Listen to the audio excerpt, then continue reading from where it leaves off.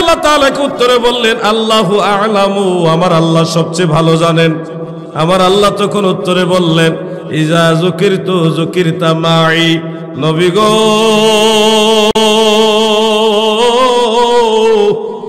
যেখানে আমি আল্লাহর নামের জিকির করা হবে, আমার জিকিরের সাথে সাথে আপনার নবীর নামের জিকিরও হবে। ফয়সালা করে দিলেন কে? মানে যেখানে লা ইলাহা ইল্লাল্লাহ সেখানে মুহাম্মাদুর রাসূলুল্লাহ, যেখানে নারায়ে তাকবীর সেখানে নারায়ে রিসালাত। কে ফয়সালা করছে? আর আপনি বলতেছেন না, আল্লাহর নামের স্লোগানের সাথে সাথে নবীজির নামের স্লোগান দেওয়া যাবে না। এই যে একটা কথা আজগুবি কিতাবুল আন্দাজ থেকে লাগাই দিলেন। কিতাবুল আন্দাজ মানে কি অনেক বড় কিতাব নাকি?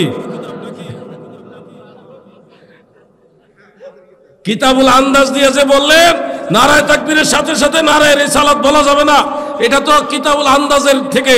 আর আমরা রাসূল পাকের হাদিস থেকে বললাম, যেখানে নারায়ে তাকবীর হবে সেখানে নারায়ে রিসালাত জোরে বলেন হবে কি হবে না? আরেক শ্রেণী ভাইরা আছেন, ভিন্ন ঘরানার এক শ্রেণীর লোকদের খুশি করার জন্য তারা নারায়ে রিসালাত বলে কয় মুহাম্মাদুর রাসূলুল্লাহ, ইয়া রাসূলুল্লাহ বলে না, তারা একটু চেঞ্জ করছে, মুহাম্মাদুর রাসূলুল্লাহ। কি রে ভাই, তোর কি হইছে? মুহাম্মাদুর রাসূলুল্লাহ যে, ইয়া রাসূলুল্লাহ তো সে। তুমি ইয়া রাসূলুল্লাহ বাদ দিয়ে মুহাম্মাদুর রাসূলুল্লাহর মধ্যে ঢুকছো কি জন্য? কারে খুশি করতে চাও তুমি? ইয়া রাসূলুল্লাহ এই স্লোগান নবী করিম সাল্লাল্লাহু আলাইহি সাল্লামের সাহাবারা দিয়েছে, আর মুহাম্মাদুর রাসূলুল্লাহ তুমি নিজে বানাইছো। এখন তোমাদের বানানো স্লোগান ভালো না সাহাবীদের স্লোগান ভালো? তুমি কাদেরকে খুশি করার জন্য ইয়া রাসূলুল্লাহ স্লোগান বাদ দিয়া মুহাম্মাদুর রাসূলুল্লাহ বানাই ফেললা? তুমি নিজেই ইমাম সাজলা। এটার নাম হলো কিতাবুল আন্দাজের দলিল। আল্লাহ সেই ভাইদেরকে বোঝার মতো জ্ঞান দান করে, বলে না আমি।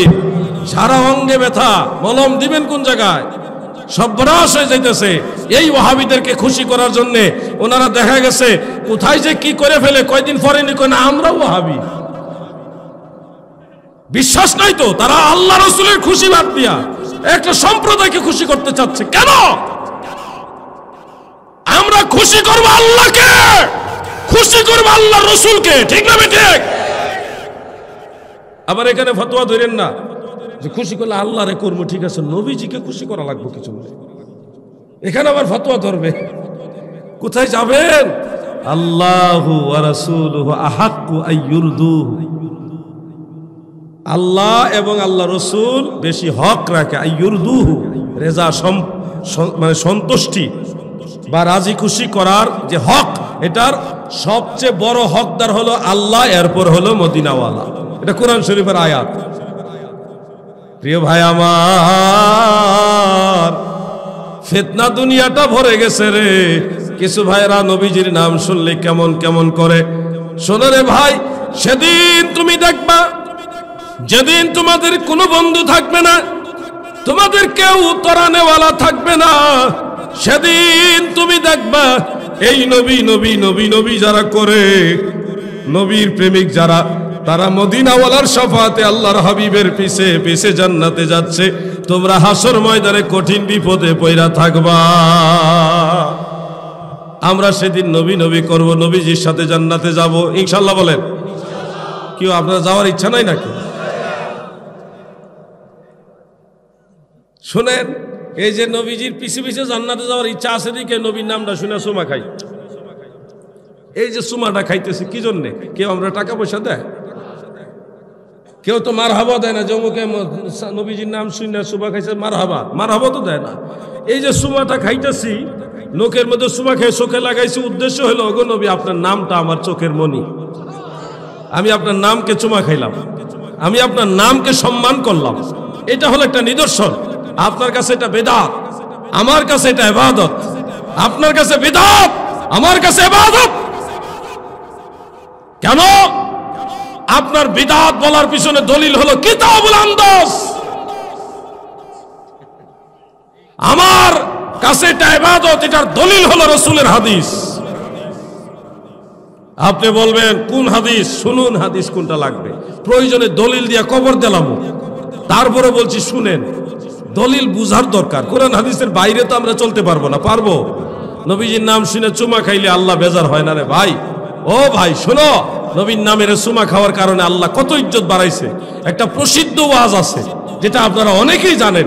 একজন বনি ইসরায়েলের একজন লোক ছিল, 200 বছর সে আল্লাহর বন্দেগী করে নাই, নাফরমানিতে লিপ্ত ছিল, গুনার কাজে লিপ্ত ছিল, কিন্তু সে তাওরাত কিতাবের বড় আলেম ছিল। তাওরাত কিতাবের বড় আলেম ছিল। এটা সনদ সহকারে হযরতে ওয়াহাব ইবনে মুনাব্বার রাহমাতুল্লাহ আলাইহির সূত্রে ইমাম আবু নুআইম ইসফাহানি রাহমাতুল্লাহ আলাইহি হিলিয়াতুল আউলিয়া কিতাবের মধ্যে উল্লেখ করেছেন। এছাড়া সিরাতে হালাবিয়া, তাফসিরে রুহুল বয়ান, অন্যান্য কিতাবে তো আছেই, কিন্তু সনদ সহকারে এটা উল্লেখ আছে। 200 বছর আল্লাহর নাফরমানি করেছে, গুনার কাজে লিপ্ত হয়ে যখন বয়সের শেষ দিকে উপনীত, সমাজের মানুষ বলছিল, তুমি এত বড় জাননেওয়ালা লোক, তাওরাত কিতাবের বড় আলেম, তুমি এত কিছু জানো, এরপর তুমি গুনার কাজে লিপ্ত ছিলা, তুমি মরলে তোমার জানাজার নামাজ পড়ব না। তৎকালীন নিয়মে যে জানাজা ওটাও তারা পড়তে নারাজি দিল। এক পর্যায়ে সে মারা গেল, তার জানাজাও কেউ করলো না, লাশ নিয়ে ময়লার স্তূপের মধ্যে ফেলে দিয়ে আসছে। সে কোরআন হাদিস পইরা, মানে আমাদের ভাষায় বলতেছি, কোরআন হাদিস পইরা সে নামাজ পড়ে নাই, রোজা রাখে নাই, কোনো ভালো কাজ করে নাই, সবসময় গুনার কাজ করছে, তার জানাজা পড়তাম না, এরকম একটা অভিমান সমাজের সবাই করেছিল। লাশ নিয়ে ময়লার স্তূপের মধ্যে ফেলে দিয়ে আসছে।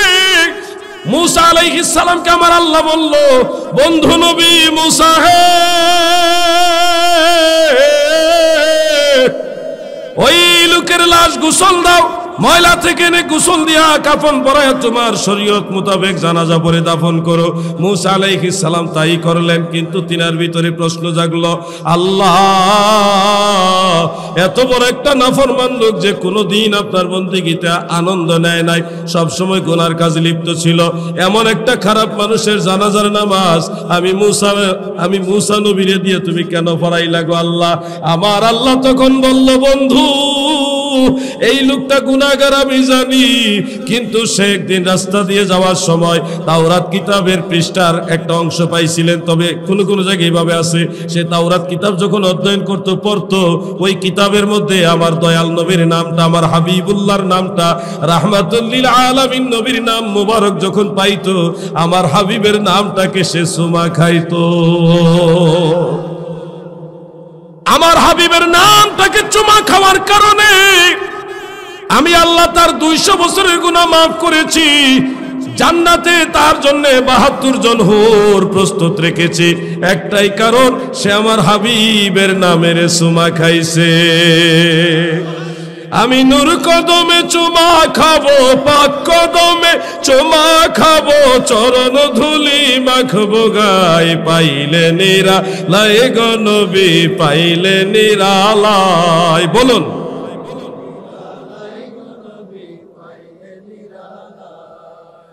নবীর রওজা শরীফ বহু দূরে, লোহিত সাগরের তীরে, আশেকানরা দিলে সালাম, এই আশেকানরা দিলে সালাম, নবী শুনতে পাই, পাইলে নিরালায় গো নবী। আহা মারহাবা, সবাই বলেন, পাইলে নিরালায় আমি নূর কদমে চুমা খাবো, পাক কদমে চরণ ধুলি মাখবো গায়ে, পাইলে নিরালায় গো নবী। আরো মহব্বতে, পাইলে নিরালায় গো নবী। এবার আমাকে একটু আপনারা বলুন, ঘটনাটা আপনারা অনেকে জানেন, আমি রিপিট করলাম। এবার আপনাদেরকে একটা ছোট্ট করে প্রশ্ন করি, আশা করি আপনারা সবাই উত্তর দিবেন। এটার উত্তর সবাই জানেন, এই জন্য প্রশ্ন করছি। আপনারা আমাকে বলুন, বনি ইসরাইলের সেই মুসা আলাইহিস সালামের জামানার একটা লোক আমাদের নবীর নামের চুমা খাওয়ার কারণে, ইজ্জত করার কারণে, তার 200 বছরের গুনাহ যদি আল্লাহ মাফ করে, আপনি সরাসরি নবীর উম্মত, আপনি যদি আল্লাহ রসুলের নাম মুবারককে চুম্বন করেন, সম্মান করেন, ইজ্জত করেন, বলেন আল্লাহ আপনাকে মাফ করবে নাকি করবে না? আওয়াজে বলেন, করবে কিনা? অবশ্যই আমার আল্লাহ দয়াল নবীর ইজ্জতের কারণে মাফ করবেন। এটা আমার আল্লাহ তাআলার মহিমা, আমার আল্লাহর দয়া।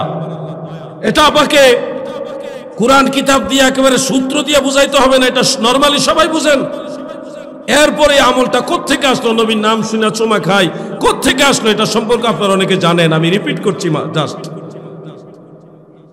দাইলামি শরীফের একটা রওয়ায়াত হাফিজুল হাদিস ইমাম শামসুদ্দিন সাখাবী রাহমাতুল্লাহ আলাইহির মাকাসিদুল হাসানার মধ্যে 384 পৃষ্ঠায় উল্লেখ করেছেন। এই হাদিসটা হলো এমন যে নবীজি বসা, নবীজির পাশে হযরত আবু বকর সিদ্দিক রাদিয়াল্লাহু আনহু বসা। এমত অবস্থায় হযরত বিলাল রাদিয়াল্লাহু আনহু আযান দিচ্ছেন। আযানের মধ্যে যখন তিনি আশহাদু আন্না মুহাম্মাদার রাসূলুল্লাহ বললেন, আবু বকর সিদ্দিক প্রথমবার বললেন সাল্লাল্লাহু আলাইকা ইয়া রাসূলুল্লাহ বলে তিনি এই দুই নখের মধ্যে চুমা খাইয়া চোখের মধ্যে মাসাহা আলা আইনাইনে, দুই চোখের মধ্যে উনি মাসাহ করলেন। দ্বিতীয়বারও অনুরূপ আমল করলেন এবং বললেন কুররাত আইনি বিকা ইয়া রাসূলুল্লাহ, এই দুইটা আমল করলেন। আযানের মধ্যে নবীজির নাম শুনে হযরত আবু বকর সিদ্দিক রাদিয়াল্লাহু আনহু এই নখের মধ্যে চুমা খাইয়া চোখে মাসাহ করলেন। মাসাহ করার এই আমল নবীজি দেখলেন। আল্লাহ রাসূল দেখলেন যে বিলাল আমার নাম বলছে আর আমার আবু বকর আমার নামকে চুমা খাইতেছে। এই দৃশ্যটা আল্লাহর রাসূল নিজে দেখলেন। দেখে আযানের পরে নবীজি বলতেছে, আবু বকর সিদ্দিককে ইন্ডিকেট করে বলতেছে, মান ফাআলা মিসলা মা ফাআলা খলিলি হাল্লাত আলাইহি শাফাআতি।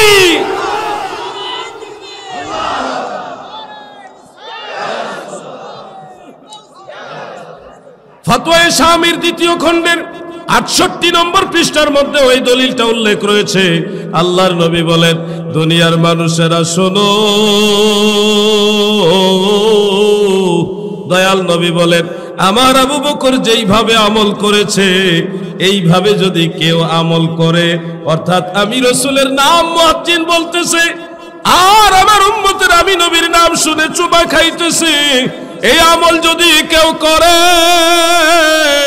আল্লাহর হাবিব বলেন হাসর ময়দানে আমি তাকে আমার পিছে পিছে জান্নাতে নিয়ে যাব। এই হাদিস নিয়ে আপনারা বলবেন এটা জাল হাদিস, বলবেন এটাই তো বলবেন। আমি বলবো জাল হাদিস নয়, আল হাদিস। আপনি জাল হাদিস বলবেন কিতাবুল আন্দাজ দিয়া, আমি অরিজিনাল কিতাব দিয়ে বলবো এটা আল হাদিস। নোট করুন, সহি হাদিস দাবি করব না আমরা। এই হাদিসের বর্ণনা বা হাদিসটা উল্লেখ করার পরে ইমাম সাখাবী লিখেছেন ওয়ালা ইউসিহু, এটা সহি নয়। উসুলে হাদিসের মানদণ্ডে কোনো হাদিসের সাথে কোনো মুহাদ্দিস যদি বলে ওয়ালা ইউসিহু, তখন বোঝা যায় হাদিসের সনদটা সহি না, কিন্তু মওযু হওয়া লাজিম না। ইমাম মুল্লা আলী কারি, ইমাম আহমদ বিন হাম্বল, ইমাম ইবনু হাজার আসকালানি, শায়েখ আব্দুল হক মুহাদ্দিস দেহলভী, মুহাদ্দিসিনে কেরামের এক দল, হাফেজ জাইনুদ্দিন ইরাকি সহকারে সবাই এই কথা বলেছে, কোন হাদিসের সাথে হাদিসের মান সম্পর্কে যদি থাকে ওয়ালা ইউসিহু, এই হাদিস সহি নয়, তখন বুঝে নিতে হবে এই হাদিসের সনদটা সহি না, কিন্তু হাসান অথবা দাঈফ কোনো অবস্থায় এটা মওযু না, জাল হাদিস না। এটা আমাদের ফয়সালা নয়, এটা মুহাদ্দিসিনে কেরামের ফয়সালা। খুদ ইমাম মুল্লা আলী কারি রাহমাতুল্লাহ আলাইহি আসরারুল মারফুআ বি আখবারিল মাওদুআ, সেই কিতাবের মধ্যে এই হাদিসটা উল্লেখ করে, মানে কোনটা জাল হাদিস আর কোনটা আল হাদিস এইটা পার্থক্য করার জন্য উনি কিতাবটা লিখছেন মাওজুআতুল কুবরা। মাওজুআতুল কুবরা এটার মূল নাম হলো আসরারুল মারফুআ বি আখবারিল মাওদুআ, মানে জাল হাদিস আর আল হাদিস পার্থক্য করার জন্য তিনি কিতাবটা লিখেছেন। সেই কিতাবে ইমাম মুল্লা আলী কারি এই হাদিস, কোন হাদিস, যেটা নবীজির নাম শুনে চুম্বন করে চোখে মাসেও করার হাদিস উল্লেখ করে তিনি হাদিসের সনদের মানে গ্রহণযোগ্যতা সম্পর্কে লিখেছেন, কুলতু ওয়াইজা সাবাতা রাফউহু আলা সিদ্দিকিন ফায়াকফি আল আমালু বিহি। আবু বকর সিদ্দিক থেকে যেহেতু মারফু ভাবে এটা সাবিত হয়ে গেছে, আমল করার জন্য এটাই কাফি, এটাই যথেষ্ট, মোল্লা আলী কারি বলেছেন। এবং ফতোয়া শামিতে লেখে আজানের মধ্যে নবীজির নাম শুনে চুম্বন করে চোখে মাসেহ করার আমল হলো মুস্তাহাব, সওয়াবের কাজ। আমরা এটুকু বললেই যথেষ্ট মনে করি। এখন কেউ যদি বলেন এই হাদিস জাল, আপনি সরাসরি দেখান কোন মুহাদ্দিস বলেছে এটা জাল। মুহাদ্দিস মানে মাদ্রাসার মুহাদ্দিস না, নুক্কাত পর্যায়ের মুহাদ্দিস লাগবে। নুক্কাত কাকে বলে এটা তো আমাদের আন্তর্জাতিক খ্যাতি সম্পন্ন মুফাসসিররা জানে না। নুক্কাত কাকে বলে? আসমাউর রিজালের উপরে যিনি পাণ্ডিত্য অর্জন করেছেন, উলুমুল হাদিসের উপরে যিনি স্পেশালিস্ট, তাকে বলা হয় নুক্কাত। তাদেরকে বলা হয় নুক্কাদ। এই স্তরের কোন মুহাদ্দিস যদি জাল হাদিস বলে থাকে আমাদের সামনে দলিল পেশ করুন। আমরা আপনাদের দেখালাম মোল্লা আলী কারি ওই পর্যায়ের একজন মুহাদ্দিস, তিনি বলেছে আমল করার জন্য হাদিস যথেষ্ট এবং এটাকে মারফু হাদিস বলে উনি সাব্যস্ত করেছেন। আর অন্যান্য মুহাদ্দিসিনের দৃষ্টিতে এই হাদিসটা সহিহ নয়, তবে হাসান অথবা দাঈফ কোনো অবস্থায় এটা মওযু নয়। কারণ মুহাদ্দিসিনে কেরাম জাল হাদিস চিনার জন্য বলতেন হাযা কিযবুন, হাযা বাতিলুন, হাযা মওযু লা আসলা লাহু। এইভাবে উনারা বলতেন যে এই হাদিসটা জাল, এটার আসল নাই, এটার ভিত্তি নাই, এটা মিথ্যা, এটা বাতিল, এইভাবে বলতেন। জাল হাদিসকে এইভাবে বলে দিতেন। কিন্তু যখন হাদিসের সনদটা জালও না আবার সহিও না, জাল হাদিসও না একেবারে সহি হাদিসও না, তখন ওনারা বলতেন এটা সহি না, অর্থাৎ এটা হাসান অথবা দাঈফ, কোন অবস্থায় জাল হাদিস না। ভাই আমার নবীজিকে ইজ্জত করে কেউ ক্ষতিগ্রস্ত হয় নাই। আমরা শুধু নবীজির নাম রেসুমা খাইলে তোমরা কত কষ্ট পাও, কত ফতোয়া দাও তোমরা জানো নি? মদিনার সাহাবারা, মক্কা মদিনার সাহাবারা আমার নবীকে যেইভাবে ইজ্জত করেছে, ওই ইজ্জত যদি এই জামানার খারেজিরা দেখতো তারা সাহাবীদেরকে ভণ্ড বানায়া দিত। সাহাবীরা আমার নবীকে যেইভাবে সম্মান করেছে, এইভাবে সম্মান যদি এই জামানার খারেজিরা দেখতো তারা সাহাবীদেরকে বেদাতি বানায়া দিত। নাউজুবিল্লাহ বলেন। আপনারা বলুন, আমার নবীজির প্রস্রাব মুবারক একজন দুইজন না, অনেক লোক পান করছে, প্রস্রাব মুবারক পান করে ফেলছে। এটা কল্পনা করা যায়? আপনার আমার পেশাবের লোকে চিন্তা করলে হবে না। আমাদের পেশাব হলো জীবাণু, নাপাক এবং দুর্গন্ধযুক্ত, হারাম। আর আমার দয়াল নবীজির প্রস্রাব মুবারক, পবিত্র এবং মুবারক, বরকতময়। আপনি আল্লাহ রসুল সাল্লাল্লাহু আলাইহি সাল্লামের সাথে আপনারটা ম্যাচিং করলে হবে না। কোথায় রাজরানী, কোথায় বট গাছের ফেরতিনি, একটা রেল লাইনের পাথর আর একটা ইয়াকুত পাথর, হাজরে আসওয়াদও পাথর, আপনার রেল লাইনের পাথরও পাথর। রেল লাইনের পাথরের মাঝে নাকটা নিয়ে দেখেন, মাঝে মধ্যে পেশাব পায়খানার ঘ্রাণও পাওয়া যায়। আর হাজরে আসওয়াদের মাঝে নাকের ঘ্রাণ নিলে জান্নাতি সুবাস পাওয়া যায়। ঠিক না ঠিক? বেশ কম আছে ভাই আমার। সাহাবাই কেরাম নবীজির একটা চুল মুবারক সংগ্রহ করার জন্য কি যে মহব্বতের সাথে একজন আরেকজনকে এইভাবে বাহু দিয়ে ধাক্কা দিয়ে বলছে, ভাই আমাকে সুযোগ দাও, আমাকে সুযোগ দাও, আমি নেব। আল্লাহর নবীর একটা চুল মুবারকের জন্য সাহাবাই কেরাম পাগল পারা ছিল। সুবহানাল্লাহ বলে। নবীজির ঘাম মুবারক, আপনার আমার শরীরের মধ্যে ঘাম আছে, এই ঘামের মধ্যে সুগন্ধ না দুর্গন্ধ? দুর্গন্ধ। বগলতলার মধ্যে তো মারাত্মক। বিশ্বাস হয় না আপনারা? কিন্তু আপনাদের আরেকটা কথা বলি, শুনুন। আপনারা দুনিয়াবি কাজ করলে যে ঘামেন, এটার মধ্যে যে ধরনের দুর্গন্ধ থাকে, নামাজ পড়ে, কোরআন তেলাওয়াত করে, জিকির আজকার করে ঘামলে ওই ঘামের মধ্যে ওরকম দুর্গন্ধ থাকে না। দেখবেন, ট্রাই করে দেখবেন আপনারা। যারা রেগুলার জিকির আজকার করেন তারা ঘামবেন, ঘামার পরে এই ঘামে ভিজা গেঞ্জিটা রোদ্রে শুকাইবেন, শুকানোর পরে দেখবেন আল্লাহর বন্দিগি করে যে ঘাম, ওই ঘামের মধ্যে সুন্দর একটা মিষ্টি ঘ্রাণ বের হয়। তাহলে এই একই ঘাম, শরীর একটাই, একই শরীর, পরিশ্রম এটা ওটাও, দুনিয়াবি কাজ ওটাও পরিশ্রম, আল্লাহর জিকির ইবাদত বন্দেগী এটাও পরিশ্রম। তাহলে বুঝতে পারতে আপনাদের বোঝা লাগবে যে ঘামে ঘামে বেশ কম আপনার শরীরের ভিতরেই আছে। আর দয়াল নবীজির ঘাম মুবারক।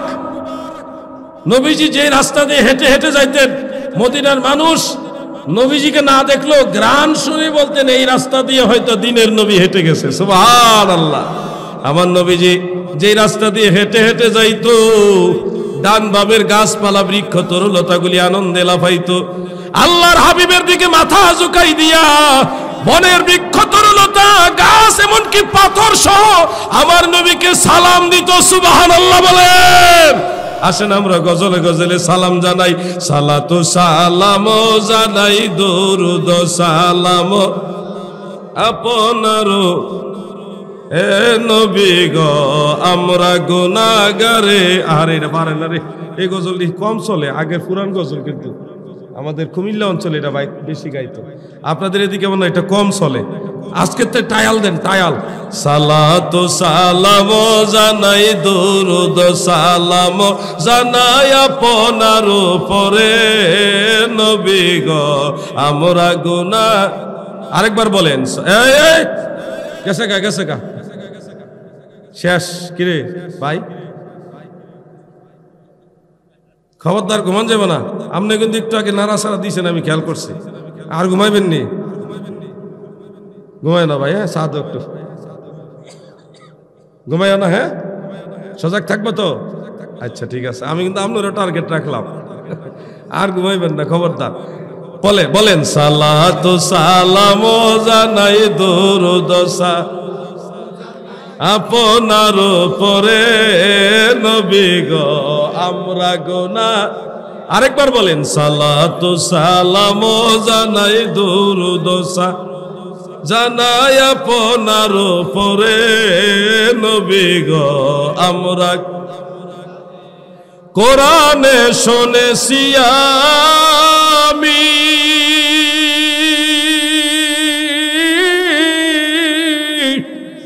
নবী গুনাহগারের বান্ধব আপনি পিলায় কাউসারের পানি ময়দানে হাসরে নবী পিলায় কাউসারের সরে নবী গো আমরা গুনাহগারে বলুন সালাতু সালাম জানাই দুরুদ সালাম জানাই আপনার উপরে নবী গো। মাশাআল্লাহ, মানুষের কি প্রেম দেখছেন, পুরা ময়দান কানায় কানায় ফিল আপ হয়ে গেছে। আল্লাহ আপনাদের সবাইকে এইভাবে একসাথে হাসরের ময়দানে দয়াল নবীর শাফাআত নসিব করে, বলেন আমিন। জোরে বলেন আমিন। ও যুবক ভাইয়েরা, আমরা নবীজির প্রতি একটু বেশি দুর্বল। এটা যদি আমাদের দুর্বলতা হয়, তাও আমরা মনে করি এটা আমাদের গলার মালা। নবী নবী নবী নবী করতে করতে আমরা মরে যাব, আর তারা ফতোয়াবাজি করতে করতে মরবে। ফতোয়াবাজি করে করে মরা ভালো না নবী নবী করে মরা ভালো? মরণের সময় নবীর জিকির মানে নবীর কালেমা যদি নসিব হয়ে যায়, তাহলে তো কপাল লেগে গেল। কি বলেন? আমরা নবীর কালেমা পড়ে মরতে চাই কিনা? পিছনে যাও, সবাই বলেন চাই কিনা? আপনাদের সাতক্ষীরায় কিছু লামাজাবি আছে, আমি শুনছি, যারা নবীজির নাম মুবারক কালেমা থেকে মুছে দিতে চায়। আসেনি? আপনারা সতর্ক হবেন। এই যুবকরা, তোমরা কিন্তু দূরে দূরে আসো কে লেগে, বুঝছি তো তোমরা এদিকেও আসো এদিকেও আসো, তোমরা দুনসলা, নাহলে তো বইলা হইলে সবার সামনে এসে বসলা হইলে। শোনো ভাই, হ্যাঁ না আপনারা আছেন? মাশাআল্লাহ আছেন। তো খারো দিয়েছেন কি জন্য? মারহাবা ইয়া রাসূলুল্লাহ। আর আমার নাম লাগতো না, আল্লামা মুফতি নাজমুস সাআদাত ফয়জী সাহেব। ঠিক আছে না যুবকরা? তাহলে আমি মনে করছিলাম ভেজাল আসলে না, ভেজাল না। বন্ধুরা আমার, আমি লামাজহাবি নিয়ে দুইটা কথা বলতে চাই। হাই হাই, সবচেয়ে বড় বড় বিপদগুলি আপনারা দিছে আল্লাহ। আমি দুইটি মাসালা নিয়ে আলোচনা করব, কারণ সাতক্ষীরার জন্য এটা দরকার। দুইটা মাসালা হলো, হাত কোথায় বাঁধবেন নামাজের ভিতরে। অনেকে আছে মাথার উপরে ধরে লেলি ভালো ছিল, আবার কিছু আছে নাভির উপরে বুকের নিচে। ঠিক আছে না? আর আমরা বান্দি সৌদি আরবে গেছি, গিয়া দেখছি মক্কা মুকাররমায় মদিনা মুনাওয়ারায় 4 মাযহাবের নামাজ আছে। যে যে মাযহাবে সে ওইভাবে নামাজ পড়তেছে, কোনো ঝগড়া নাই। কেউ যদি দেখেন এভাবে হাত বাঁধছে, তাকে যদি জিজ্ঞাসা করেন আপনি এভাবে হাত বাঁধছেন কেন, সে বলবে আমি হাম্বলি, ইমাম আহমদ বিন হাম্বলের ফিকহের উপর আমল করি। সে কিন্তু লামাযহাবি না। আবার কেউ যদি দেখেন নাভির নিচে হাত বাঁধে, তাদের জিজ্ঞাসা করলাম, তারা তো আপনি বুঝেনি তারা হানাফি। শাফি মাযহাবের প্রায় সবাই হলো বুকের নিচে নাভির উপরে হাত বাঁধে এইভাবে। তাদেরকে যদি জিজ্ঞাসা করেন এইভাবে হাত বাঁধছেন কেন, তারা সবাই বলবেন আমরা শাফি। আবার অনেক নামাজি পাবেন যারা নামাজে হাত বাঁধেই না, এইভাবে হাত ছেড়ে দিয়ে দাঁড়ায় থাকে। হাজী সাহেব আসেননি কেউ? এই যে আমার হাজী সাহেব দাদু আছেন, দেখছেন না আপনি? আমাদের পিছনে এক হাজী সাহেব আছেন। কারণ আমরা একতরফা বললে মনে করবেন আমরা মনে দলবাজি করে বলতেছি, কিন্তু আপনারাও তো দেখে আসছেন যে যেভাবে যে মাযহাবের তারা ওইভাবে নামাজ পড়তেছে, কোনো ঝগড়া নাই। কাবাগরের ইমামরা বলে নাই যে এমনে পড়া যাবে না, এমনে পড়া যাবো, এটা পড়া যাবো, এটা পড়া যাবে না, বলে না। যে যে মাযহাবের তারা ওইভাবে আমল করতেছে, কোনো ঝগড়া নাই। বাংলাদেশে কোনো গন্ডগোলটা লাগলো হঠাৎ করে। 20 বছর আগেও ঝামেলাটা ছিল না। এই বাংলাদেশে 20-25 বছর আগেও নামাজে এমনে ধরবো না হেমনে ধরবো এটা নিয়ে ঝামেলা ছিল না। হঠাৎ করে যারা এইভাবে ধরুন না আইছে, মানে লেডিস নামাজি বলি আর কি বেটা, এইভাবে ধরুন না যারা আইছে, আইসা কয় তোমাদের নামাজটা জাল হাদিস, তোমাদের নামাজটা দুর্বল হাদিস, আর আমরাটা হলো সহি হাদিস। এই তো লাগছে কি গন্ডগোলটা। তুমি শাফি মাযহাবের হো বা হাম্বলি মাযহাবের হয়ে তুমি এভাবে নামাজ পড়ো, আমাদের তো কোনো আপত্তি নাই। তুমি কোনো মাযহাবও মানতা না, আবার কইবা আমরা নামাজটা ভুল। তখন কোন দেখি এই হাজার হাজার বছর ধরে যে মুসলমানরা নামাজ পড়ছে, আমাদের বাপ দাদা পূর্বপুরুষ সমস্ত মুসলমানরা তো নাবির নিচে হাত বাইতে নামাজ পড়ছে। কি বলেন? এই ভারতবর্ষ না সারা ওয়ার্ল্ডের অসংখ্য বড় বড় ইমামরা, মুহাদ্দিসরা, বড় বড় আউলিয়ারা, তিনারা কিন্তু নাবির নিচে হাত বেঁধে নামাজ পড়ছে। তুমি যখন বলো নাবির নিচে হাত বেঁধে নামাজ পড়া ভুল, দুর্বল হাদিস, জাল হাদিস, তখন তো একটা প্রশ্ন দাঁড়ায়, তাহলে কি এই এত সব ইমাম, এত সব মুহাদ্দিস, মুফাসসির, ফকিহ, বড় বড় আউলিয়া কেরাম, তারা কি সবাই জাল হাদিস মেনে গেছে? প্রশ্নটা দাঁড়ায় কিনা বলেন, দাঁড়ায় কিনা? তখন আইসা মুসলমানে ভাই ভাই ঝগড়া লাগে। আমি আজকে আপনাদের ক্লিয়ার করে দিচ্ছি, আপনাদের এদিকে কি এইভাবে ধরে না এইভাবে ধরে, কোনটা? আচ্ছা দুনুটাই কয়ে দিই। যারা বুকের উপরে বাঁধেন এইভাবে, এইভাবে যারা বাঁধেন, তাদেরও দলিল আছে, আমরা অস্বীকার করি না। তাদের দলিল আছে 7টা হাদিস। কয়টা? 7 মানে 7, 7টি হাদিস আছে। 7টা হাদিসই দুর্বল, কোনটা মুনকার, কোনটা মুরসাল, কোনটা জয়ীফ জিদ্দান, একেবারে সবগুলি ঝামেলা। আমি 2টা হাদিসের ব্যাখ্যা দিয়ে দিই, যে 2টা হাদিস তাদের পক্ষে সবচেয়ে বেশি শক্তিশালী, তারা সবচেয়ে বেশি শক্তিশালী দলিল মনে করে যেই 2টা হাদিসকে 2টাই বলে দিই। 1 নম্বর হলো সুনানু আবি দাউদ, সিহাসিত্তার কিতাব, সেখানে হাদিসটা উল্লেখ, হযরতে তাউস রাহমাতুল্লাহ আলাইহি বলেছেন রাসূল করিম সাল্লাল্লাহু আলাইহি সাল্লাম নামাজের ভিতরে বাম হাতের উপরে ডান হাত রেখে আলা সাদর, বুকের উপরে রাখতেন। এই হাদিসটা আবু দাউদ শরীফের মধ্যে আছে। 2 কারণে এই হাদিসের উপর আমরা আমল করি না। কয় কারণে? 1 নম্বর কারণ, এই যুবক ভাইরা তোমরা শুনো ভাই, 1 নম্বর কারণ হলো এই হাদিস যে বর্ণনা করেছেন ওনার নাম হলো হযরতে তাউস রাহমাতুল্লাহ আলাইহি। উনি কোন সাহাবী ছিলেন না, উনি ছিলেন তাবিঈ, অর্থাৎ আল্লাহ রাসূল সাল্লাল্লাহু আলাইহি সাল্লামকে জীবনে কোনোদিন উনি দেখেই নাই। সাহাবীদেরকে দেখেছেন কিন্তু আল্লাহ রাসূল সাল্লাল্লাহু আলাইহি সাল্লামকে দেখেননি। যেই লোক জীবনে কোনোদিন আল্লাহ রাসূলকে দেখে নাই, সে বলতেছে আল্লাহর নবী বুকের উপরে হাত বাঁধছে। বলেন এই কথাটা কেমন, কতটুকু গ্রহণযোগ্য হবে আপনাদের কাছে? ডিস্টার্ব না? মুরব্বী ঠিক বুঝছে, ডিস্টার্ব ডিস্টার্ব। শুনুন, জ্বালাই তো বুঝছি আমি, এই জন্যই তো আমার দিলের মধ্যে বারবার নাড়া দিতেছে এই ব্যাপারে কিছু কর। 1 নম্বর কারণটা আমরা পাইলাম, বলেন তো কি কারণ?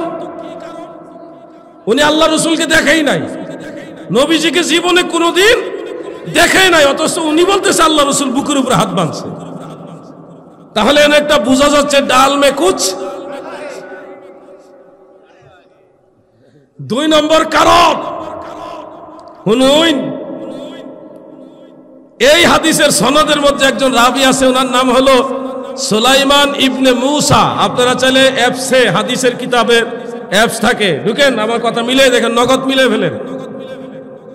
একজন বর্ণনাকারী আছে, নাম হলো সুলাইমান ইবনে মুসা। এই সুলাইমান ইবনে মুসা সম্পর্কে খুদ ইমাম বুখারী, ইমাম আবু হাতেম, ইমাম আবু জুরআ সহ ইমাম ইবনে আদি এক দল মুহাদ্দিস বলেছে ইনদাহু মানাকির আই ওয়া হুয়া মুনকারুল হাদিস, সে হাদিস বর্ণনার ক্ষেত্রে ত্রুটিযুক্ত বর্ণনাকারী, সে দুর্বল বর্ণনাকারী, মানে ভেজাল বর্ণনাকারী, তার হাদিস সহিহ হয়। তাইলে দুইটা সমস্যা পাইলাম। যারা বুকের উপরে হাত বাঁধে তাদের এক নম্বর দলিলে কয়টা সমস্যা? দুইটা। বুঝছেন নি আপনারা দুইটা সমস্যা কি কি? বুঝছেন নি? আমি তো ওয়াজ করলে আপনারা তো বোঝা লাগবে। বুঝতে পারছেন সবাই? 2 নম্বর হাদিসটা শুনেন। 2 নম্বর হাদিসটা হলো, আমি কালীগঞ্জে বহু বছর আগে আসছিলাম, 17 জন আলেম আমার স্টেজে ধরছিল, জায়গাটার নাম ভুলে গেছি, এই কালীগঞ্জে ভিতরে কোন গ্রামটার নাম ভুলে গেছি। 17 জন আলেম আমার একসাথে ধরছিল স্টেজের ভিতরে, বলছে একটা প্রশ্নের উত্তর দিতে হবে আপনাকে। আমি বলছিলাম কি প্রশ্ন? তো ওনারা বলছিল যে পীরকে বাবা বলা হয় কেন, এটা দলিল কি? আমি বলছিলাম আবুল আলা, সৈয়দ আবুল আলা মওদুদী সাহেবের নামের আগে আবুল আলা শব্দ আছে। এক অর্থে আবুল মানে আব্বা, বাবা, আলা মানে সর্বোচ্চ, সবচেয়ে বড়, এক অর্থে। তাহলে সৈয়দ আবুল আলা মওদুদী সাহেব যেই দলিলে আবুল আলা, ওই দলিলে পীর সাহেব বাবা। তখন আলেমরা একজন আরেকজন মুখের দিকে তাকাইছে, কিন্তু আমাকে আর কোনো রিপিট করে নাই, এটা নিয়ে আর পাল্টা কোনো প্রশ্ন করে নাই। আমার কাছে মনে হইল ওনাদের ফেস দেখে বুঝছিলাম যে হয়তো তারা এইভাবে কোনোদিন চিন্তা করে নাই যে আমরা দলের প্রধান দিয়ে দলিল দেলাইব। আরেক অর্থে এই নামটার মধ্যে শিরিকের ঘ্রাণ আছে। আবুল মানে আব্বা, আল্লাহ হলো আল্লাহর একটা সিফতি নাম। আপনি দেখেন, মোবাইলে দেখেন, ক্যালেন্ডারে দেখেন, কিতাবে দেখেন, আল্লাহর 99 নামের মধ্যে এক নাম হলো আলা। আলা, তাহলে আবুল আলা মানে আল্লাহর বাবা, নাউজুবিল্লাহ। ওই অর্থ হইলে এটা মারাত্মক। তা আমি বলছি যে যে যে নাম রাখছে এটা এই অর্থে রাখে নাই, ওই অর্থেই রাখছে। আবুল উলা, আবুল আলা মানে সর্বোচ্চ সম্মানিত বাবা, মানে সবার অভিভাবক, ওই অর্থে। ভালো অর্থটাই আমরা নিলাম, আমরা শিরিকের দিকে আর গেলাম না। কারণ আমি একবার এক মৌলভী সাহেব, উনি ইয়া নবী সালাম আলাইকা, কোরআনেও নাই হাদিসও নাই বলছিল, দলিল দিল পাত্তা দেয় না। পরে কইছিলাম যে ভাই সাহেব আপনার নাম হইল হাফিজুর রহমান, আপনার নামটাই শিরিকে ভরা। এইবার তো ভাই সাহেব নাম জায়েজ করাইবার জন্যে বড় বড় আলেমদের ধরছে, ভাই আমার নামটা যে জায়েজ একটু বলে দেন। তখন বড় বড় আলেমরা অনলাইনে ভিডিও বানাই বলছিল না, হাফিজুর রহমান এটা খারাপ না, কারণ হাফিজ এটা ইসমে ফাইল হলেও নাহুর কায়দা বিভিন্ন নিয়ম কানুন মোতাবেক এটা ইসমে মাফউলের মানা দিবে।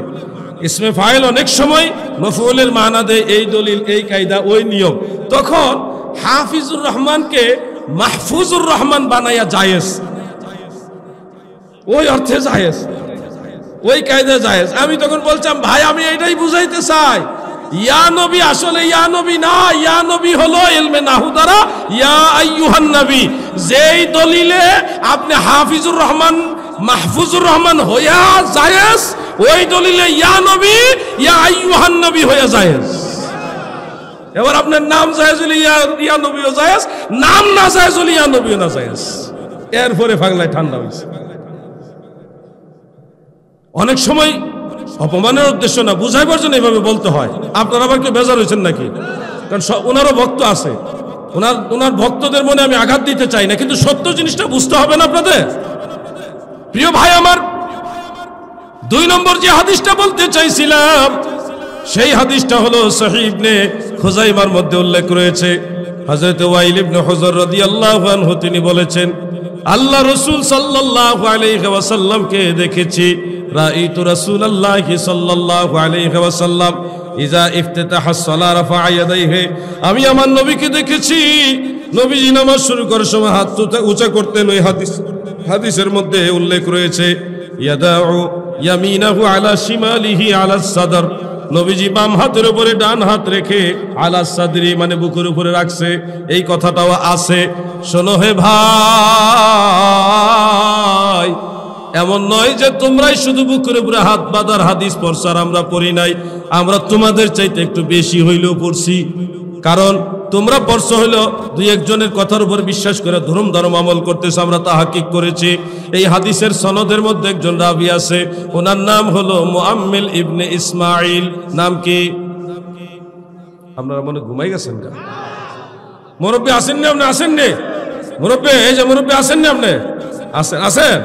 আচ্ছা মাশাআল্লাহ, মুরব্বীর আরো তেজ বেশি। নারায়ে তাকবীর! এই যে তো তাকবীর দিছে না।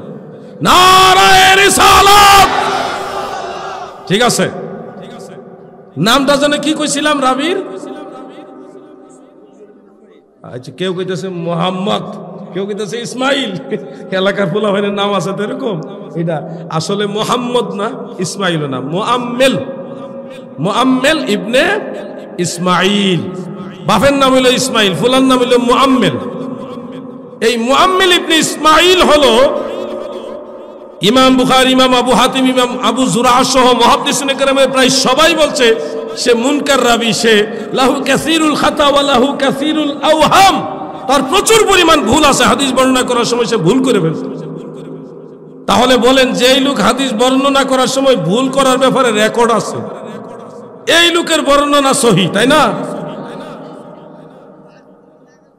ওরে বাবা রে বাবা, একবারে খাঁটি ভাষা কইতেছে, সাতক্ষীরার ভাষা। কি যে কইছে আমি নিজেই বুঝছি না। কি তা কইছে হুজুর? এটা তরজমা করে দেন। হ্যাঁ, ও বাঁচতে যায় করছে এটা। প্রিয় ভাইরা আমার, আরো আছে, আমি দুইটার মেসাল দিলাম জাস্ট। যারা বুকের উপরে হাত বাঁধার পক্ষে, তাদের মেইন 7টা দলিলের প্রধান 2টা দলিল আমি ব্যাখ্যা দিলাম। এখন বলেন, আপনারা তো জোর গলায় বলেন আমরা সহিহ হাদিস মানি, সহিহ হাদিস মানি। কই ভাই, আপনাদের হাদিসের সনদে দ্বারা মারাত্মক ঝামেলা। এবার আসেন, যারা বুকের নিচে নাভির উপরে বাঁধে এইভাবে, আসেনি ভাই সাহেব? এইভাবে যারা হাত বাঁধে তাদের দলিলটা কি? তাদের দলিল হলো বুখারী শরীফ। দলিল কি? বুখারী শরীফ।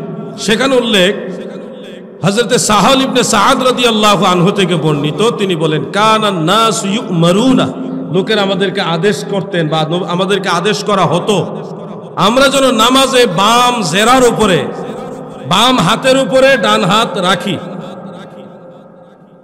এই বাম জেরা মানে বাম হাতের কনুই থেকে মধ্যম আঙ্গুলের এই অগ্রভাগ পুরাটাকে বলা হয় জেরা, বাহু।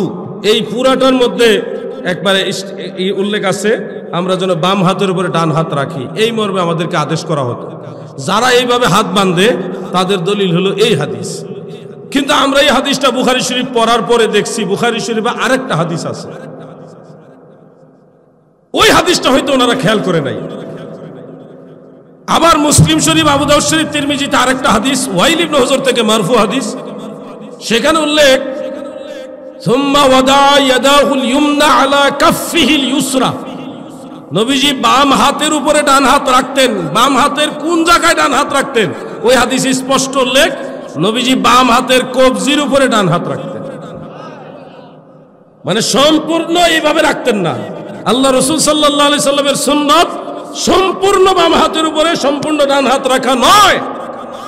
আল্লাহর নবীর সুন্নাত হলো বাম হাতের কবজির উপরে ডান হাত রাখা। এটাও বুখারী শরীফের মধ্যে আছে এবং মুসলিম শরীফ, আবু দাউদ শরীফ, অন্যান্য কিতাবের মধ্যে আছে। তাহলে বাম হাতের উপরে ডান হাত বলতে বাম হাতের কোন জায়গায় ডান হাত? আপনারা বুঝতেছেন তো সবাই আমার কথা? বাম হাতের কোন জায়গায় ডান হাত? আচ্ছা, তাহলে একজন যুবক ভাই দাঁড়ান, আপনি ঘুমাইছিলেন, আপনি দাঁড়ান, দাঁড়ান, অপমান করব না, অসুবিধা নেই, দাঁড়াও।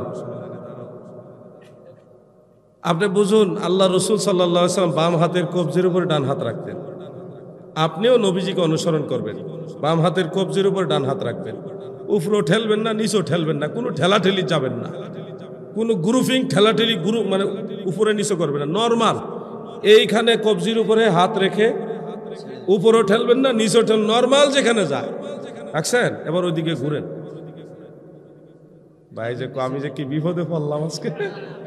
বলেন, হাত কোথায় গেছে? মাথার উপরে, বুকের উপরে, কই গেছে? কি আপনারা ঘুমাইতেছেন নাকি? কোথায় গেছে? উনি কি জোর করে নিছে না এমনি গেছে? তাইলে এমনিই বুখারী মুসলিমের হাদিস থেকে প্রমাণ হয় নাবির নিচে হাত বাঁধা সুন্নতে রাসূল সাল্লাল্লাহু আলাইহি ওয়াসাল্লাম। আর আপনি জোর করে শুননি, আপনি হইলেন জোর করে শুননি, আর আমরা এমনি শুননি। আল্লাহ যেন ভাইদের বুঝার তৌফিক দেয়। বলেন আমিন, জোরে বলেন আমিন। আমার কথাগুলি বুঝতে কি আপনাদের কষ্ট হইতেছে? আরেকটা মাসআলা বলবো। নামাজে দাঁড়িয়ে ইমাম সাহেব সূরা ফাতিহার পড়া শেষ হলে আমিন, মনে হয় যে নামাজ পড়তে গেছে না, হ্যাঁ আমিন কইতে গেছে। তার অত্যাচারে নামাজটা ঠিক মতো ফরন যাইতেছে না, কতক্ষণ ফাউ দিয়া ঠেলে, এমনি ফাউল লাগে ফাউ লাগাইতে, মুরব্বিও বুঝে না, ফাউল লাগে ফাউ ঠেলে, কতক্ষণ আত্মাহিয়াতুর সময় আঙ্গুল খালি এমনি নাসা, তার আঙ্গুল নাসানি ঠেলায় আত্মাহিয়াতু কোন জায়গাতে আসছিলাম বুঝলে যাই মাঝে মধ্যে। কি একটা অত্যাচার নামাজটার ভিতরে। সূরা ফাতিহা মনোযোগ দিয়ে ইমাম সাহেব পড়তেছে, আমরা শুনতেছি, এত আমিন মনে হইতেছে এমন আমার উপর রাগ হইছে। কি একটা অত্যাচার নামাজটার ভিতরে চলতেছে।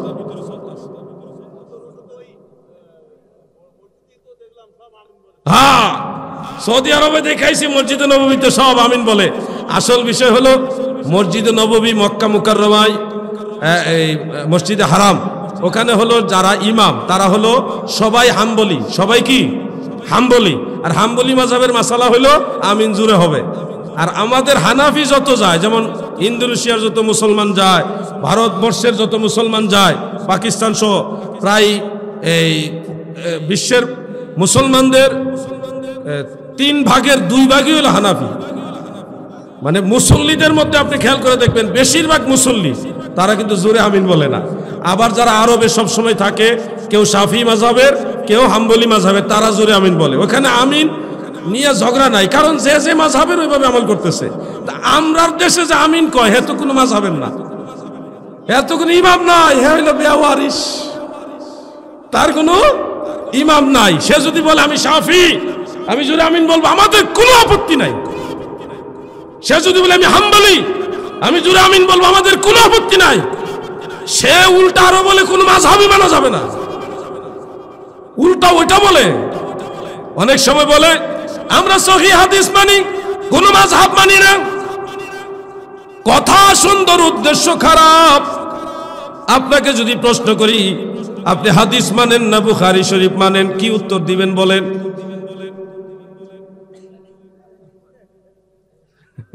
যে সুন্দর একটা হাসি দিছে মাশাআল্লাহ। বলেন না, আপনারা বলেন হাদিস শরীফ মানেন না বুখারী শরীফ মানেন? চিন্তা পড়ে গেছে, ও মারাত্মক। আসল বিষয়টা হলো এই প্রশ্নটাই ঠিক না, কারণ হাদিস শরীফ মানেই হলো বুখারী শরীফ, আর বুখারী শরীফ মানেই হলো হাদিস শরীফ। দুইটার মধ্যে কোনো পার্থক্য। এই প্রশ্নটা যেমন অযৌক্তিক, ঠিক তেমনি ভাবে যে আমরা হাদিস মানি ফেকা মানি না, এই কথাটা হইল অযৌক্তিক, অগ্রহণযোগ্য। কারণ মাযহাবের ভিতরে যা আছে সবই রসুলের তরিকা। কার তরিকা? রসুল পাকের তরিকা। অতএব আপনি মাযহাব মানেন না হাদিস শরীফ মানেন, এই কথার ভিতরে ভেজাল আছে, ভেজাল আছে। মানুষকে ধোঁকা দেওয়ার জন্য এইভাবে কথাটা বলা হয়। প্রিয় ভাই আমার, আমিন বলার মাসআলাটা বলতে চাচ্ছিলাম। দয়াল নবীজি নামাজের মধ্যে উচ্চ স্বরে আমিন বলেছেন, এই মর্মে সহিহ হাদিস আছে। হযরত ওয়াইল ইবনে হুজর বলেন, আমি দয়াল নবীজির সাথে নামাজ পড়েছি, সাল্লাইতু মা রাসূলিল্লাহি সাল্লাল্লাহু আলাইহি ওয়াসাল্লাম, আমি নবীজির সাথে নামাজ পড়েছি। ফাইজা ক্বারা গায়রিল মাগদুবি আলাইহিম ওয়ালাদ-দাল্লিন ফাকালা আমিন ওয়া মাদ্দা বিহা সাওতাহু ওয়া ফি রিওয়ায়াতিন উখরা ওয়া রাফআ বিহা সাওতাহু। আল্লাহর নবী যখন সূরা ফাতিহা থেকে বের হতেন, তখনই নবীজি উচ্চ স্বরে দীর্ঘ করে আমিন বলতেন। সহিহ হাদিস এটা। এই হাদিস অনুযায়ী শাফি মাযহাব এবং হাম্বলি মাযহাবের লোকেরা আমল করে। এই জন্য অন্য মাযহাবের লোকদেরকে আমরা বাতিল বলি না, কারণ তারাও কোনো না কোনো হাদিসের উপর আমল করতেছে। আমরা এই হাদিসের উপর আমল করি না কেন? কারণটা জানা দরকার আছে না মুরব্বী?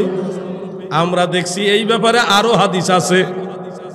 যেই সাহাবী জোরে আমিন বলার হাদিস বর্ণনা করেছেন, সেই সাহাবী ওয়াইল ইবনে হুজর তিনি আবার পরবর্তীতে আবার হাদিস বয়ান করেছেন এই বিষয়ে।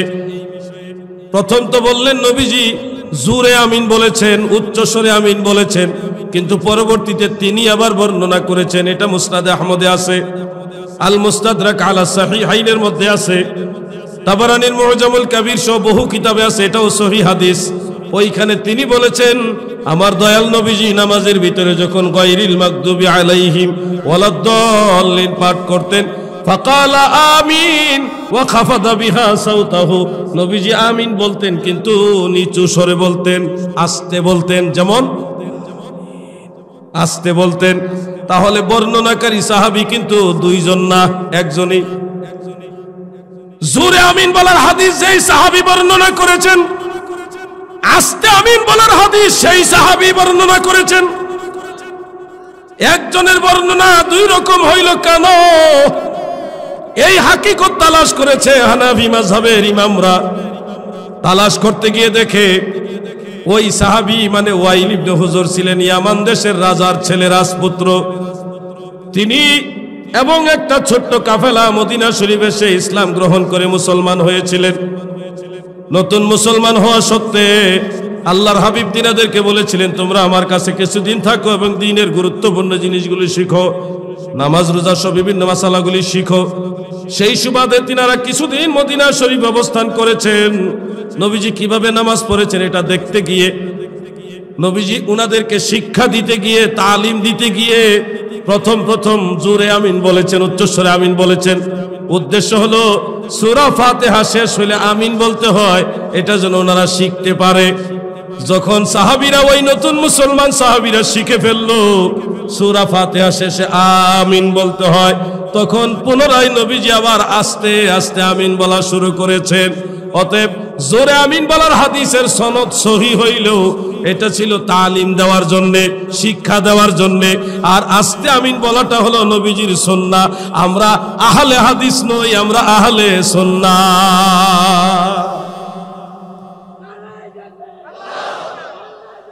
আল্লাহু আকবার, ইয়া রাসূলুল্লাহ। চিন্তা করছেন এই যুবকরা, তোমাদের শরম দিল, তোমাদের শরম।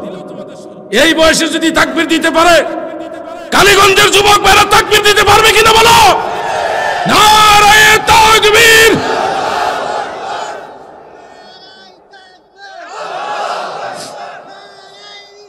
ইয়া রাসূলুল্লাহ, জিন্দাবাদ জিন্দাবাদ। মাশাআল্লাহ, পাওয়ার আছে ওনার শরীরে, যদ্দুর শক্তি অদ্দুর দিয়ে তাকবীরটা দিছে। এটার জন্য বলি মারহাবা। এবার আরেকটু আমিন বলার মাসালাটার আরেকটু সহজ করে দিই, তাহলে আপনাদের ভিতরে ইয়াকিনটা মজবুত হবে আর কি। শুনেন, জোরে আমিন বলার হাদিস ওয়াইল ইবনে হুজর রাদিয়াল্লাহু আনহু রেফারেন্সে যেই ব্যক্তি বর্ণনা করেছেন ওনার নাম সুফিয়ান সাউরি রাহমাতুল্লাহ আলাইহি। নামটা কি ভাই সাহেব বলেন? সবাই বলেন সুফিয়ান সাউরি রাহমাতুল্লাহ আলাইহি। খুব খুশি হবেন যে এই সুফিয়ান সাউরি নিজেই নামাজে আমিন বলতেন আস্তে। যেই সুফিয়ান সাউরি জোরে আমিন বলার হাদিস বর্ণনা করেছেন, সেই সুফিয়ান সাউরি নিজেই নামাজে আমিন বলছে কেমনে? আস্তে। বলবেন দলিল কোন কিতাবে আছে? দলিল নোট করেন, তিনটা কিতাবের নাম বলি। ইমাম বুখারীর উস্তাদ ইমাম আবু আব্দুল্লাহ মুহাম্মদ ইবনে নসর আল মারওয়াজি আও মারুজি রাহমাতুল্লাহ আলাইহির লেখা ইখতিলাফুল ফুকাহা। এটা বেশি দিন আগের কিতাব নাই, 1200 বছরের আগের কিতাব মাত্র, বেশি দিন হয় না। ওই সময় আপনারা সবাই ছোট আছিলেন নাকি? ওই কিতাবের মধ্যে এটা উল্লেখ আছে। ইমাম বুখারীর উস্তাদ উনি, প্রায় 1200 বছরের আগের কিতাব, আমার কাছে আছে এটা। এরপরে আল মুহাল্লা বিল আসার ইমাম ইবনে হাজাম রাহমাতুল্লাহ আলাইহি ওনার কিতাবের মধ্যে আছে। 3 নম্বরে হাফেজ মুনজিরি, হাফিজুল হাদিস ইমাম মুনজিরি, ওনার লেখা কিতাবুল আওসাত, এটা ফিকহের কিতাব, ওইখানে ওই মাসালাটা আছে। সুফিয়ান সাউরি শুধু আমিন আসতে বলতেন না, লোকেরাও যদি ওনাকে প্রশ্ন করতেন, মানুষদেরকে উনি বলতেন যে তোমরা আস্তে আমিন বলবে। তার মানে বোঝা গেল জোরে আমিনের হাদিস আসলে জোরের জন্য ছিল না, তালিমের জন্য ছিল, শিক্ষা দেওয়ার জন্য ছিল। আমরা ওই যে 3 দিন কুরবানির গোশত খেতে হবে, 3 দিনের পরে খাওয়া জায়েজ নাই, সহিহ হাদিস। আপনারা কি জানেননি হাদিসটা? ওই যে জানে জানে কিন্তু মানেননি না। মুরব্বী কয় আমি মানি, 3 দিনের মধ্যে খাইয়া সবার করে কি পরিমাণ খাওনটা খায় চিন্তা করে। যাক অসুবিধা নেই, মহব্বতে বললাম আর কি। 3 দিনের বেশি কুরবানি গোশত খাওয়া যাবে না, সহিহ হাদিস, কিন্তু এই হাদিস আমরা আমল করি না কেন? এটা মানসুখ হাদিস। এটা এক সময় নবীজি বলছিলেন, কারণ ওই সময় মুসলমানরা প্রায় সবাই গরিব ছিল, কুরবানি দেওয়ার সংখ্যা একেবারে কম। নবীজি 3 দিন বাইন্ডিং করে দেওয়াতে যারা কুরবানি দিয়েছে তারা 3 দিনে যা পারছে খাইছে, বাকিগুলি সবাইরে দিয়ে দিছে। 3 দিনে খাওয়ান শেষ, সবাই কুরবানি গোশত পাইছে, সবার মাঝে ঈদের আনন্দটা ভাগাভাগি করে নিতে পারছে। যখন মুসলমানদের কুরবানি দাতার সংখ্যা বাড়ছে, তখন নবীজি বলছে এখন থেকে তোমরা যতদিন পারো খাও। তাহলে আগের হাদিস আর পরের হাদিস বুঝতে হইব না? জোরে আমিন বলার হাদিসটা হইলো আগের হাদিস, আর আস্তে আমিন বলার হাদিসটা হইলো পরের হাদিস, লাস্ট হাদিস, এটা চূড়ান্ত। এবার কি আপনারা বুঝতে পারছেন আমিন আস্তে কেন বলি? জোরে বলেন না, বুঝতে পারছেন নি? নাইলে প্রশ্ন করবেন আবার, আমি আবার সুযোগ দেব, প্রয়োজন নাই। বুঝতে হবে আমাদেরকে। হানাফি মাযহাব সবচেয়ে বিশুদ্ধ মাযহাব, এই কারণে সারা পৃথিবীর 3 ভাগের 2 ভাগ মুসলমান হলো হানাফি মাযহাবের। মারহাবা বলেন। আমি আর আলোচনার সামনে নিব না, আলোচনার শেষ দিকে। সাতক্ষীরাতে বহুদিন পরে আসছে, আপনাদের কাছে অনুরোধ করে যাই, মাযহাবের খেদমত করতে হলে আপনাদেরকেও দায়িত্ব নিতে হবে। এখানে যে মাদ্রাসা আমার ভাই করেছেন, আল্লামা মুফতি নাজমুস সাআদাত ফয়েজী সাহেব হাফিজাহুল্লাহ, তিনি যে মাদ্রাসা করেছেন, যে মসজিদ করেছেন, যে ঈদগাহ, ওই ঈদগার সভাপতি উনি, মসজিদেরও সভাপতি, ওনার বাড়ির পাশে আরেক মসজিদ, ওইটারও সভাপতি। কতগুলি মসজিদের দায়িত্ব নিয়ে আসছেন, একটা বিশাল বড় মাদ্রাসা। মাদ্রাসাটা দেখে আমার কলিজাটা শান্তি হয়ে গেছে। এরকম যদি প্রতিষ্ঠান থাকে, সারাদিনে 1 বেলা খায়া 2 বেলা না খায়া থাকলে টেনশন লাগবে না, এত শান্তি লাগছে। আপনারা হয়তো এটা বলবেন যে বাড়াই বলতেছি না, কোরআনের বাগান, কোরআনের বাগান, রাসূলের হাদিসের বাগান যখন এই প্রতিষ্ঠান মাদ্রাসা যখন আপনি করবেন, তখন বুঝবেন এটার মধ্যে ব্যতিক্রম একটা শান্তি আছে। মানুষ এসে কোরআন শিখছে, মানুষ এসে রাসূলের হাদিস শিখতেছে। এই ধরনের প্রতিষ্ঠান আপনারা কি বলেন, চান কিনা? এই ধরনের ফুলের বাগান দরকার আছে না নাই? তাহলে আপনাদের অনুরোধ করছি, যারা সন্তানদেরকে নবীর পক্ষের আলেম বানাইতে চান, তারা এই মাদ্রাসায় আপনার সন্তান ভর্তি করে দেন। অন্ততপক্ষে প্রাথমিক শিক্ষাটা তার সুন্নি লাইনে হোক। প্রাথমিক শিক্ষাটা পরে আপনি কলেজে নিয়ে যেতে চান, ডাক্তার বানাইতে চান, বানান, অসুবিধা নাই। সব আলেম হলে ডাক্তার হবে কে? সব আলেম হলে ইঞ্জিনিয়ার হবে কে? সবই দরকার আছে আমাদের, কিন্তু প্রাথমিক শিক্ষাটা যেন, তার ফাউন্ডেশনটা যেন নবীর পক্ষে হয়। এজন্য আপনাদের সন্তানদেরকে এই মাদ্রাসায়, জামিয়া তাহেরিয়া, কাদেরিয়া তাহেরিয়া আলিয়া মাদ্রাসা, দাখিল মাদ্রাসা, আপনারা এই মাদ্রাসার দিকে সবাই নজর দেন। আমি মাদ্রাসা থেকে আমার কলজা ভরে গেছে, মিয়া ভাই, আমার মন চাইতেছে থাকতে, কেন এত ভালো লাগছে। জীবনের সবটুকু ভালোবাসা দিয়ে মাদ্রাসাটা আমার ভাই সাজাইছেন। আমি কালেকশন করার জন্য বলছি না, আমি আপনাদের উদ্বুদ্ধ করছি যে এরকম প্রতিষ্ঠান দেখলে শান্তি লাগে। আপনাদের সবার সুনজর দরকারি প্রতিষ্ঠানের দিকে। আল্লাহ আপনাদের তৌফিক দেন, বলেন আমিন। মাযহাব মিল্লাতের খেদমতের জন্য আমার লেখা কয়েকটা বই আছে, এই বইগুলো আপনারা সংগ্রহ করে রেখে দিতে পারেন। অনেকেই সাতক্ষীরা থেকে ফোন করেন, আমি সময়ের ব্যস্ততার কারণে তাদের ফোন রিসিভও করতে পারি না। বলতেছি, আজানের আগে সালাতু সালাম, এটা নিয়ে একটু কথা বলার জন্য আমার দাদু ভাই বললেন। এটা কি বলা দরকার আছে কিনা? আচ্ছা, তাহলে এটা ধরতেছি। আমার লেখা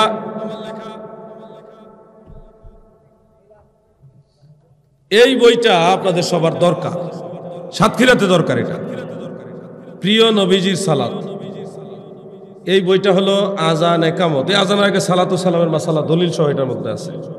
আজান একামত, একামতে কোন সময় দাঁড়াবেন, এরপরে নামাজের মৌখিক নিয়ত থেকে তাকবীরে তাহারিমা থেকে সালাম পর্যন্ত প্রত্যেকটা মাসালার দলিল এবং লা মাযহাবীদের খণ্ডন।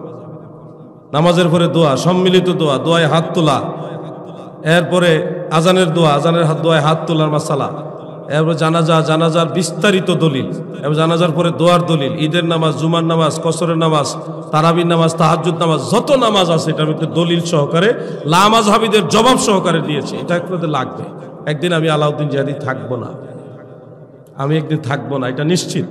কিন্তু আপনাদের আওলাদদের জন্য বইটা তখনও লাগবে। এটা 500 টাকা, আগে 300 টাকা করে দিতাম। ওই সময় কাগজের দাম একেবারে কম ছিল, আর এখন 3 গুণ, প্রায় 3 গুণ দাম বাড়ছে কাগজের। যার কারণে আমার এমনি খরচ আছে 400 টাকার উপরে, 400 টাকার উপরে খরচ আছে। এখন 500 টাকা না বেচলে ক্যারিং খরচ, পোলাপাইন আছে, তাদের তো কিছু দিতে হয়। আর আমি 1000 বই চাইলে 200-300 বই এমনি ফ্রি দিয়ে দিই। তাহলে আর আমার বিজনেসটা, কিন্তু আপনারা মনে করেন না যে আমি বই বেচা চলি, এটা আমার খেদমত, এটা আমার খেদমত। আল্লামা প্রিন্সিপাল জলিল শাহ হুজুর রহমাতুল্লাহ আলাইহির কথা স্মরণ পরে কি